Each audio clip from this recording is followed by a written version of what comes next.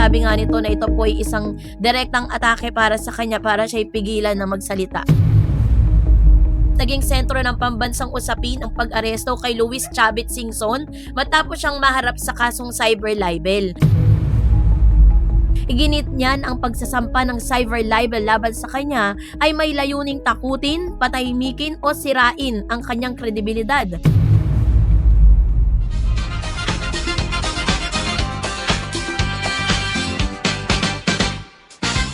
Mr. Chavit Singson, abay ano nga ba ang patungkol sa isang issue kung saan siya po ay inaresto no dahil sa kasong ito, at ano nga ba ang kanyang nagawa, bakit umabot po sa pag-aresto sa kanya? So yun ang ating pag-uusapan maya-maya lang, but before that, if you haven't subscribed yet to my YouTube channel, please don't forget to like, share, and subscribe at hit mo na rin ang notification bell for more showbiz updates. Sa bago tayo magpatuloy, of course, nais kong pasalamatan kayo for always watching and trusting this channel. Thank you so much sa inyong laging panonood at palagi ang pagsubaybay sa mga updates po natin. Maraming salamat po. At ngayong araw, let's talk about this one. Dahil nagte-trending at pinag-uusapan online no ang pag-aresto kay Mr. Chavit Singson kaugnay sa kasong cyber libel. Noong June 2026, naging sentro ng pambansang usapin ang pag-aresto kay Luis Chavit Singson matapos siyang maharap sa kasong cyber libel. Ang pangyayaring ito ay nagdulot ng iba't ibang reaksyon mula sa publiko, mga taga-suporta at mga kritiko. Bilang isang kilalang personalidad sa politika at negosyo sa Pilipinas, ang anumang kasong kinasasangkutan ni Singson ay agad na nakakaakit ng malaking atensyon mula sa media at mamamayan. Ang cyber libel ay isang paglabag sa ilalim ng Cybercrime Prevention Act of 2012.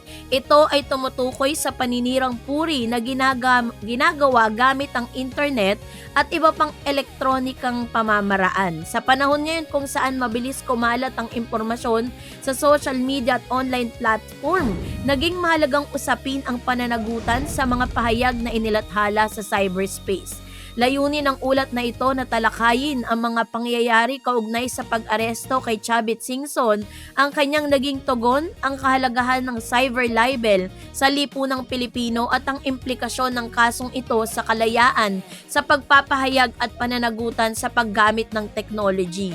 No? So, bago natin yan simulan, syempre, sino nga ba si Mr. Chavit Singson? Si Luis Chavit Singson ay isang kilalang negosyante at dating politiko mula sa Ilocos Sur. Nagsilbi siya isa sa iba't ibang posisyon sa pamahalaan, kabilang ang pagiging gobernador ng Ilocos Sur at alkalde ng Narvacan. Nakilala rin siya sa kanyang impluwensya sa larangan ng negosyo, sports at entertainment. At sa loob ng maraming dekada, naging bahagi siya ng pambansang politika at ilang mahalagang usaping pampubliko. So dahil dito, madalas siyang laman ng balita at pampublikong diskasyon. Ang kanyang pangalan ay matagal nang naugnay sa mga kontrobersya, kampanya laban sa katiwalian at iba't ibang pampulitikang kaganapan sa bansa.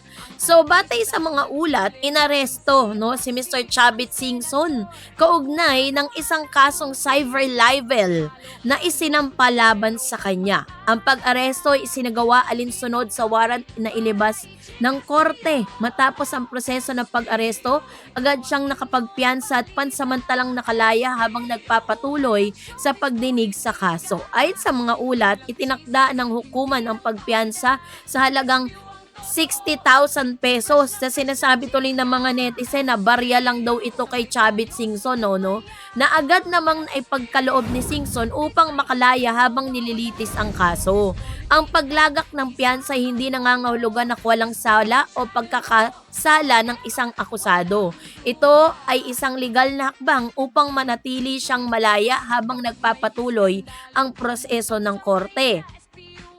Ang pangyayaring ito ay mabilis na naging usap-usapan sa social media at iba't ibang pahayagan. Marami ang nagtatong tungkol sa pinagmulan ng reklamo at sa mga detalye ng kasong isinampa laban sa kanya. Matapos ang kanyang pag-aresto, nagbigay si Singson ng pahayag kung saan sinabi niyang hindi siya matitinag ng kaso. Iginit niyan ang pagsasampa ng cyber libel laban sa kanya ay may layuning takutin, patahimikin o sirain ang kanyang kredibilidad. Ayon sa kanya, hindi niya hahayaan na hadlangan siya at ng naturang kaso sa pagsasalita tungkol sa mga isyong kanyang ibinunyag sa publiko. Ipinahayag din niya na handa siyang harapin ang kaso sa tamang proseso ng batas. Para sa kanya, mahalagang maipahayag ang kanyang panig at maipakita sa hukuman ang katotohanan ng mga pahayag na kanyang ginawa. So bukod dito, binanggit niya na ang kanyang mga naging pahayag ay bahagi ng kanyang kampanya para sa pananagutan ng mga opisyal at institusyong kanyang pinupuna. So dahil dito naniniwala siyang may kaugnayan ng kaso sa kanyang mga naging pagsisiwalat tungkol sa ilang isyu pampubliko. Si Mr. Chavit Singson kasi is kilala siya for being so vocal, no? Napaka-vocal po niya. At talagang nilalabas at ginagamit niya yung kanyang boses sa pagbibigay ng kanyang mga komento tungkol po sa mga nagaganap sa ating bansa ngayon. So, para lang po sa kaunawaan ng lahat, ano nga ba ang cyber libel? Ang cyber libel ay isang anyo ng libel na isinasagawa gamit ang internet. Sa ilalim ng batas sa Pilipinas, maaaring managot ang isang tao kung siya ay naglabas ng maling impormasyon o mapanirang pahayag laban sa ibang tao sa pamamagitan ng social media, website, blog o iba pang online platform. Layunin ng batas sa proteksyonan at ang reputasyon at dangal ng mga mamamayan laban sa maling impormasyon at paninirang puri. Gayunpaman, may mga pagkakataon din na nagiging controversial ang paggamit ng cyber libel dahil maaari itong makaapekto sa kalayaan sa pamamahayag at malayang pagpapahayag ng opinyon. Maraming eksperto ng batas ang nagsasabing mahalagang magkaroon ng balanse sa pagitan ng karapatan ng isang tao na protektahan ang kanyang reputasyon at karapatan ng publiko na magpahayag ng kanilang saloobin. Isa sa mga pangunahing usaping lumitaw sa kaso ni Singson ay ang relasyon ng kalayaan sa pamamahayag at pananagutan sa paggamit ng internet. Sa isang demokratikong bansa, mahalaga ang karapatan ng mamamayan at na magsalita at magpahayag ng opinyon. Ito ay bahagi ng malayang lipunan at nagbibigay daan sa pagtatalakay ng mga isyong may kinalaman sa pamahalaan at lipunan. Ngunit, kasama ng kalayaang ito ang responsibilidad na tiyaking tama at makatotohanan at hindi mapanira ang impormasyong ibinabahagi sa publiko.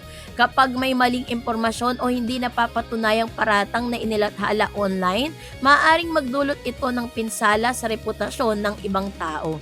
So dahil dito, mahalagang maging maingat ang lahat sa paggamit ng social media at iba pang online platform. Ang mabilis sa pagkalat ng impormasyon sa internet ay maaaring maging kapaki-pakinabang, ngunit maaari rin itong magdulot ng seryosong epekto kung hindi responsable ang paggamit nito.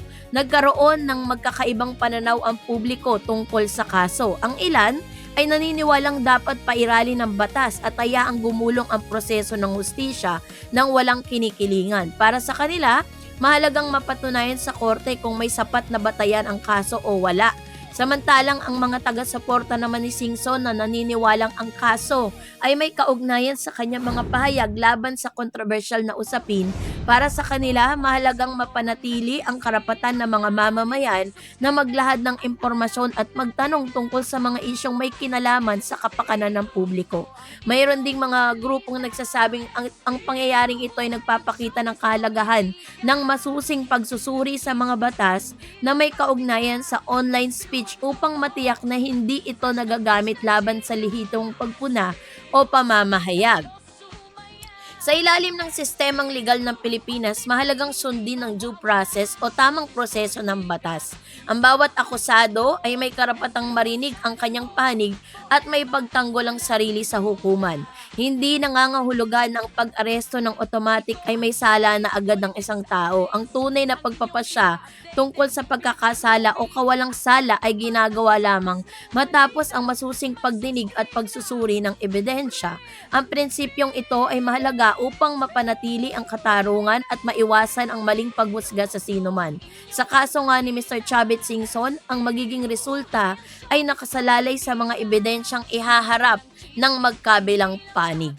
So, dahil po dyan ay talaga nang papatuloy po no at lumalaban pa rin si Mr. Chavit Singson sa kanyang karapatan na magpahayag ng malaya no at sinasabi nga nito na ito po ay isang direktang atake para sa kanya para siya pigilan na magsalita.